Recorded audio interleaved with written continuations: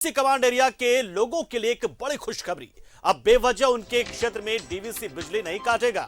शिक्षा मंत्री और वित्त मंत्री की मौजूदगी में डीवीसी के चेयरमैन के साथ एक बहुत ही महत्वपूर्ण बैठक हुई है, एक निर्णायक वार्ता हुई है और अगले सोमवार को डीवीसी और जेबीवीएनएल के बीच में फाइनेंस ऑफिसर बैठक कर इसका समाधान निकालेंगे कि आखिर कैसे समस्या का समाधान हो, क्योंकि डीवीसी लगातार पैसों की जो मांग कर रहा है, जो बकाया उसके पास है उसको लेकर वो पैसे की मांग करता है और पैसे जब जेबीवीएनएल की ओर से यानी कि सरकार की ओर से नहीं दिए जाते डीवीसी को, तो डीवीसी बदले में अपनी कमांडिंग एरिया में बिजली की कटौती करता है और इससे आम जनता त्राहिमाम कर रही है। लगातार डीवीसी कमांडिंग एरिया जो है, जहां पर डीवीसी के ट्रांसमिशन लाइन के जरिए डीवीसी बिजली की सप्लाई करता है, वहां पर कई कई घंटे बिजली काटी जा रही है और उसकी वजह से एक तो जहां आम लोग परेशान हैं, दूसरे उद्योग धंधों और बाजारों में भी काफी बुरा असर पड़ रहा है और इसी को लेकर जो चैंबर्स के लोग हैं वो भी नाराज हैं, इंडस्ट्रिस्ट नाराज हैं, राजनीतिज्ञ नाराज हैं और आम लोग तो परेशान हैं।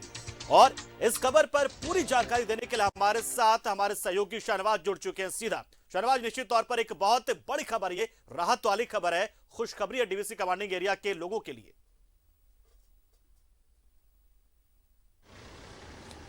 जी पंकज, आज जो बैठक हुई है मंत्रालय में वो एक निर्णायक मोड़ पे पहुंची।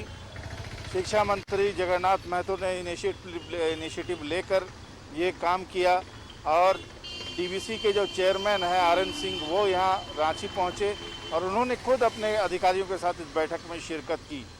इस बैठक में वित्त मंत्री भी मौजूद थे और गिरिडीह के विधायक सुदीप कुमार सोनू भी मौजूद थे। इनके अलावा जेबीवीएनएल के तमाम बड़े अधिकारी और ऊर्जा सचिव अविनाश कुमार भी मौजूद थे। इन सब की मौजूदगी में बहुत देर तक बातचीत चली, दोनों पक्षों ने अपना अपना पक्ष रखा। इसके अलावा मंत्री जगन्नाथ महतो ने साफ तौर पर कहा कि बिजली काटना एक अमानवीय हरकत है, ये नहीं करे डीवीसी। और जहां तक सवाल बाकी बकाया का है उसमें कुछ विवाद है। उनकी तरफ से कहा जाता है 2200 करोड़ बचा है, यहाँ से कहा जाता है कि 1200 करोड़ दे चुके हैं हम।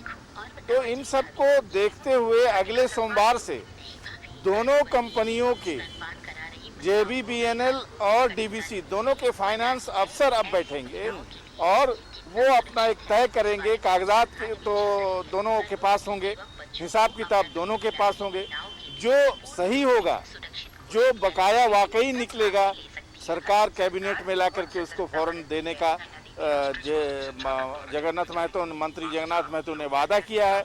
और जब ये वादा हुआ तो डीवीसी की ओर से ये कहा गया और ये ऑफिशियली डीवीसी के जो चेयरमैन हैं उन्होंने नहीं कहा, बल्कि उन्होंने ऑथराइज किया जगन्नाथ महतो को कि आप ये चीज़ अनाउंस कर दीजिए कि आज रात के 12 बजे रात के बाद से डीवीसी कमांड एरिया जो 7 डिस्ट्रिक्ट्स हैं वहाँ पर बिजली कटौती जो पहले से की जा रही है वो अब बंद हो जाएगी।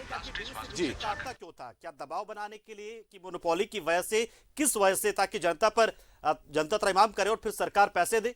मतलब डीवीसी ने क्या रीजन बताया, कारण क्या बताया कि बिजली क्यों काटता था? की ओर से कोई कारण नहीं बताया गया, बल्कि उन्होंने मीडिया फेस करने से ही अपने आप को बचाए रखा और बार बार कहते रहे कि मंत्री के सामने हम क्या बोलेंगे। हमने बहुत छेड़ने की कोशिश की, बहुत पूछने की कोशिश की उनसे कि आखिर आप ऐसा करते क्यों हैं, ऐसा करने की वजह क्या है। तो उन्होंने कहा कि देखिए, हम एक प्रोफेशनल कंपनी है, हम अपने खाते और अपने हिसाब किताब के हिसाब से काम करते हैं और हम किसी भी राज्य के प्रति कोई वैमनस्यता नहीं रखते हैं, हमें ऐसा करना पड़ता है। उन्होंने कहा कि अब इस बात को खत्म कीजिए, ये बात अब पुरानी हो गई। अब हम एक निर्णायक बातचीत के दौर में पहुंच चुके हैं। दोनों कंपनी के फाइनेंस ऑफिसर अब आगे तय करके अपना हिसाब किताब कर लेंगे।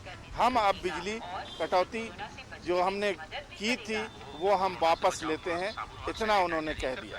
जी बिल्कुल शहनवाज, यानी कुल मिलाकर देखें तो एक बार फिर से जगन्नाथ महतो इस पूरे मामले का निपटारा करने में एक नायक के तौर पर सामने आए हैं। उन्होंने जिस तरीके से पहल की उसके हिसाब से अब देखें तो इस समस्या का समाधान भी हो गया, यानी लगातार दूसरा समाधान दूसरी बड़ी समस्या का, दोनों ऐतिहासिक, एक और पारा शिक्षकों का समस्या का समाधान किया और अब देखिए डीवीसी कमांडिंग एरिया में जो बिजली कटौती होती है उसका भी समाधान कर दिया कहीं ना कहीं जगन्नाथ महतो ने ये पहल जो की उसे। जी पंकज, हमने उनको कहा कि टाइगर नाम आपका नहीं है, सिर्फ आपके आपके जो गुण है आपके अंदर वो भी टाइगर जैसा है। निर्णायक फैसला आपने किया है, अप्रोच आपका पॉजिटिव है, सब लोग इसकी तारीफ कर रहे हैं कि मंत्री ऐसा होना चाहिए। और उन्होंने शर्माते हुए कहा कि आप लोग मुझे टाइगर मत कहिए, क्योंकि हम आपके भाई हैं, हम जनहित के लिए काम करते हैं। जो उनका चुनाव क्षेत्र है डुमरी, वो डीवीसी कमांड एरिया की बिजली से चलता है। तो उन्होंने कहा कि हमारे क्षेत्र की जनता भुगत रही है, वो क्यों भुगते? अगर कंपनी और सरकार के बीच की बात है, जनता को क्यों आप परेशान करते हैं? और उन्होंने साफ तौर पर दोहराया कि हमारे भी 5 तरह के टैक्सेस डीवीसी पर बकाया हैं। डीवीसी का एक कोल माइन है लातेहार में, यह जो ऑपरेशनल होने वाला है। डीवीसी जल्द ही अपना 2 प्लांट भी खोलने वाला है हमारी धरती पर। तो एक लंबा रिलेशन चले, आप भी यहाँ पर सरकारी उपक्रम है, कोई प्राइवेट कंपनी तो है नहीं। तो फिर ये पब्लिक को परेशान करने की जो बात थी, उस पर जगन्नाथ महतो ने काफ़ी एतराज़ जताया। इस बैठक में वित्त मंत्री डॉक्टर रामेश्वर उरांव भी मौजूद थे। उन्होंने बहुत ज़्यादा कुछ बात तो नहीं की, लेकिन एक अभिभावक के तौर पर इस बैठक में मौजूद रहे और कहा कि अब सब कुछ ठीक होता हुआ दिखाई दे रहा है। जी, बहुत शुक्रिया शहनवाज, इस खबर पर पूरी जानकारी आपने दी और कहा कि किस तरीके से सब कुछ बताया आपने कि किस तरीके से बैठक हुई और कैसे डीवीसी ने साफ तौर पर कहा कि अब तमाम चीजें जो है वो पुरानी हो चुकी हैं। अब आम जनता जो है डीवीसी कमांडिंग एरिया की, उन्हें किसी तरह की परेशानी का सामना नहीं करना पड़ेगा। और देखिए, अपने डुमरी विधानसभा क्षेत्र को लेकर जो गंभीर हुए थे शिक्षा मंत्री जगन्नाथ महतो, वो अब पूरे डीवीसी कमांडिंग एरिया के निर्णय को लेकर ये इस पूरे समस्या का समाधान हुआ है। ये बहुत बड़ी खबर अपने आप में। शुक्रिया शहनवाज, हमारे साथ जुड़े आप।